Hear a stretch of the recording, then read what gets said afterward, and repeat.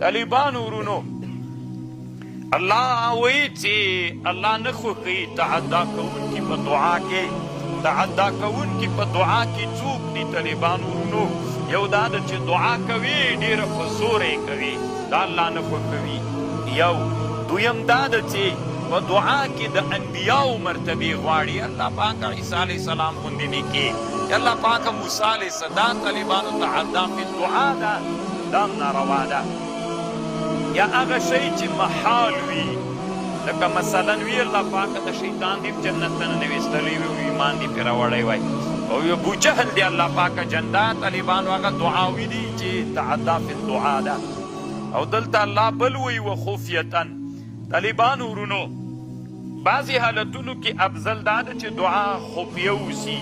هغه حالت کې چې ریا نه ډارېږي، هغه حالت کې چې دا جهر باندې چاته تشویش پیدا کیږي.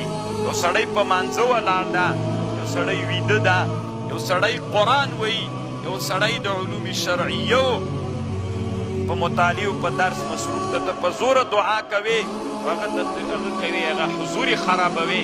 دلته افضله دا ده چې دعا څوک وشي خفیتا. او په بعضې حالتونو کې په جهر دعا وکړه.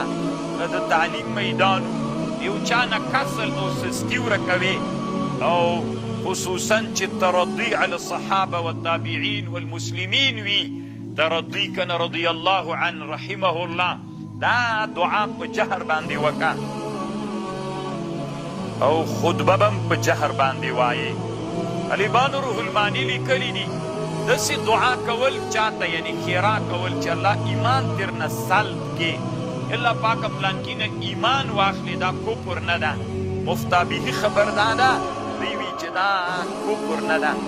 او بل یوه خبر دا ده طالبانو ورونو د دعا په اړه باندې، دعا خپل آداب لري. یو دا ده چې مستقبل القبله به یې، بل دا ده چې اوداسه به یې، بل دا ده چې لاسونه به پورته کوي اسمان طرف ته، او دعا به عامو مسلمانانو ته کوي. او د دعا دپاره خپل وختونه دي. باران وریده د افطار په وخت کې، د شپې ثلث اخیر په وخت کې، د قرآن د ختم په وخت کې دعاوې به کوي. د طالبانو ورونو د دعاو د ادعیو دپاره علماو په دنیا کې خپل مستقل کتابونه جوړ کړي دي، ښه ښه کتابونه شته ده. نو بیا یې آداب د دعا هلته پکې ګورئ.